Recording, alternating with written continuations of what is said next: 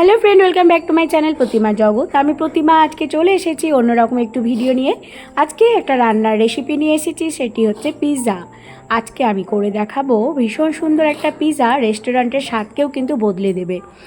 আজকে যে পিৎজাটি আমি করে দেখাবো সেটা হচ্ছে গার্লিক চিজ পিৎজা। এর জন্য লাগবে ময়দা। আমি এখানে 1 কাপ পরিমাণ ময়দা নিলাম।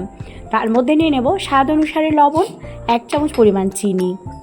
তারপরে এর মধ্যে আমি নিয়ে নেব একটু রিফাইন্ড অয়েল, 2 চামচ রিফাইন্ড অয়েল আমি নিয়ে নিচ্ছি ময়ামের জন্য।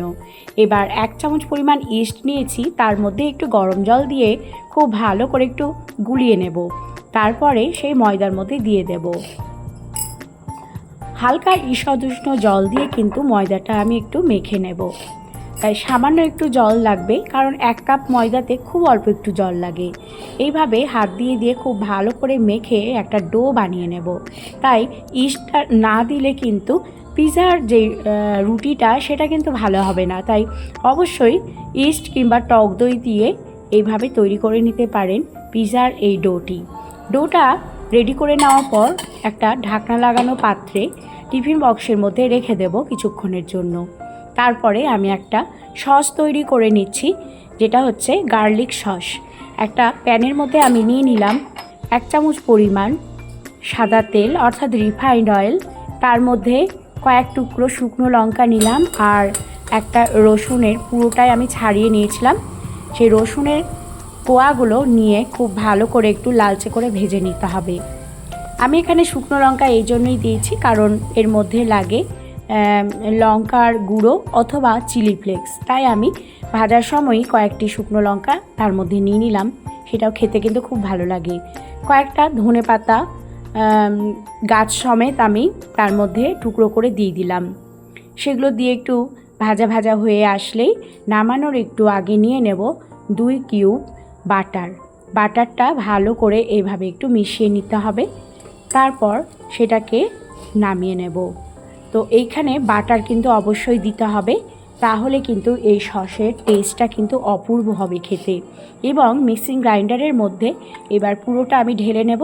তারপর সেটাকে খুব ভালো করে একটু পেস্ট করে নিতে হবে। গার্লিক পিৎজা বানানোর জন্য এই সসটা কিন্তু হতেই হবে। তারপরে উপর থেকে আমি নিয়ে নিচ্ছি স্বাদ মতো লবণ আর 2 চামচ পরিমাণ চিনি। সমস্ত টেস্ট ব্যালেন্স করে কিন্তু নিতে হবে। তো একটু মিষ্টি হলে ভালো লাগে সস খেতে, তাই 2 চামচ পরিমাণ চিনি নিলাম। খুব ভালো করে পেস্ট করে নিয়েছি। এবার সসটা আমার রেডি হয়ে গেছে, একটা পাত্রের মধ্যে ঢেলে রেখে দেব। এইদিকে আমার টিফিন বক্সের মধ্যে যে ডোটা রেখেছিলাম সেটা বেশ ভালোভাবে ফুলে ফেপে গেছে। সেটা সেখান থেকে বের করে নিয়ে একটু হাত দিয়ে এভাবে একটু মেখে নেব। খুব সুন্দরভাবে ফুলে গেছে, ভেতরটা একদম সফট হয়েছে। এবার বেলে নেওয়ার পালা। উপর থেকে একটু ময়দা ছড়িয়ে দিলাম। তারপরে সেই ডোটা খুব ভালো করে একটু বেলে নেব। একটু মোটা করে, যেমন পিৎজার রুটি হয় ঠিক সেইভাবেই কিন্তু বেলে নিতে হবে। খুব পাতলা হবে না, একটু মোটা সাইজেরই হবে। আর অল্প একটু ময়দা ছড়িয়ে দিয়ে হাত দিয়ে এভাবে একটু মসৃণ করে নেওয়ার পর, চ্যাপটে করে নেওয়ার পর ভালো করে বেলে নেব। ছোটরা বাড়িতে থাকলে পিৎজা খাওয়ার বায়না মাঝে মাঝে করে থাকে, কিন্তু এই পিৎজা একবার খেলে কিন্তু আমি বলতে পারি ওরা বারবার খেতে চাইবে। অপূর্ব লাগে এই পিৎজা খেতে। গার্লিক পিৎজা অসাধারণ টেস্ট, বাড়িতে একবার ট্রাই করে দেখবেন, ভীষণ সুন্দর। আমার মেয়ে খেয়ে বলেছে এরপর থেকে আমি আর কখনো রেস্টুরেন্ট থেকে অর্ডার করে নেব না, তোমার হাতেরই পিৎজা খাবো, এতটা সুন্দর হয়েছিল খেতে। এবার একটা কানা উঁচু থালা নিলাম, সেই থালার মধ্যে একটু তেল লাগিয়ে নিলাম, পরে যেন পিৎজাটা তুলতে সুবিধা হয়। এবার পিৎজার রুটিটা তার মধ্যে এভাবে হাত দিয়ে একটু বসিয়ে দেব। তারপর কাঁটা চামচ দিয়ে এভাবে একটু ফুটো ফুটো করে নিচ্ছি, যেন ওর ভেতর পর্যন্ত সসটা প্রবেশ করে যায়। এবার পুরো সসটা আমি তার উপর এইভাবে ঢেলে নেব আর চামচের উল্টো দিক দিয়ে খুব ভালো করে লাগিয়ে নেব। গার্লিক পিৎজা এইভাবে করে একবার দেখবেন, ভীষণ সুন্দর টেস্টি হয় খেতে। একবার যে খাবে সে কিন্তু এর স্বাদ কখনোই ভুলবে না, তার মুখে লেগে থাকবে। আর এই সসটা কিন্তু অবশ্যই বানাতে হবে, এই সস দিলেই কিন্তু পিৎজার টেস্ট দ্বিগুণ হয়ে যাবে। এইভাবে ভালো করে সসটা লাগিয়ে নেওয়ার পর উপর থেকে চিজ ছড়িয়ে দেব। একটা গ্রেটারের সাহায্যে আমি একটু গ্রেট করে নিচ্ছি চিজ। চিজটা একটু বেশি পরিমাণে দিতে হবে, তাহলে খেতে বেশি ভালো হবে।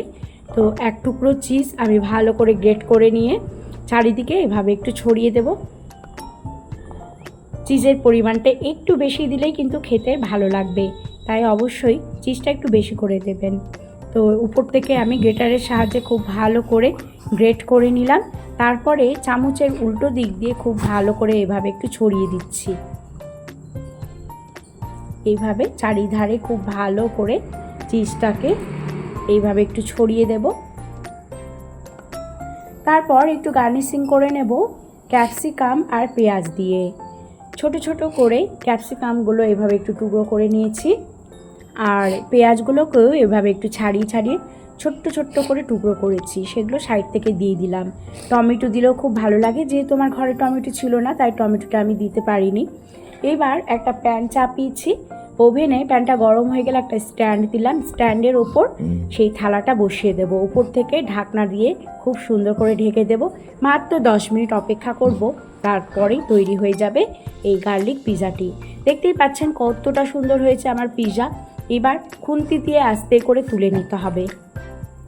পিৎজা আমার রেডি। মাত্র 10 মিনিটের মধ্যেই কিন্তু এভাবে তৈরি করে নিতে পারেন গার্লিক চিজ পিৎজা। খেতে অপূর্ব লাগে। একটু বড় করে তৈরি করলে বাড়ির সকলেরই হয়ে যায়। আমি একটু মাঝারি সাইজের করেছিলাম, তাতে 4 পিস হয়েছিল। খেতে কিন্তু অপূর্ব হয়েছিল।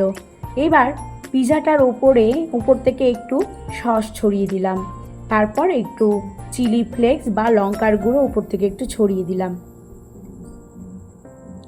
এবার কেটে দেখাচ্ছি যে সত্যি পিৎজাটা কতটা সুন্দর হয়েছিল। পিৎজাটা আমার ঠান্ডা হয়ে গেছে। এবার ছুরি দিয়ে এইভাবে একটু পিস করে নিচ্ছি মাঝ বরাবর। 4 পিস পিৎজা, আর একটু বড় করে বানালে আমার মনে হয় রাতের ডিনারের জন্য একটু মোটা সাইজের, আর বড় করলে সবার 2 পিস করে খেলেই পেট ভরে যাবে। অপূর্ব স্বাদের এই গার্লিক চিজ পিৎজা খেতে দারুণই হয়েছিল, আর কতটা নরম হয়েছিল দেখুন, কতটা সফট, একেবারে কিন্তু শক্ত হয়নি। খেয়ে মন মজে যাবে। আর ছুটির দিন যদি থাকে, বিশেষ করে সানডে, সেই দিন আপনাদের বাড়ির ছোটদের জন্য এই পিৎজাটা চটজলদি তৈরি করে নিন। করতে কিন্তু খুব একটা সময় লাগে না, বাড়িতে যা যা জিনিস থাকে তা দিয়েই কিন্তু হয়ে যায়। চটজলদি বানিয়ে ফেলুন এইভাবে গার্লিক চিজ পিৎজা। কেমন হয়েছিল খেতে আমাকে অবশ্যই জানাতে ভুলবেন না।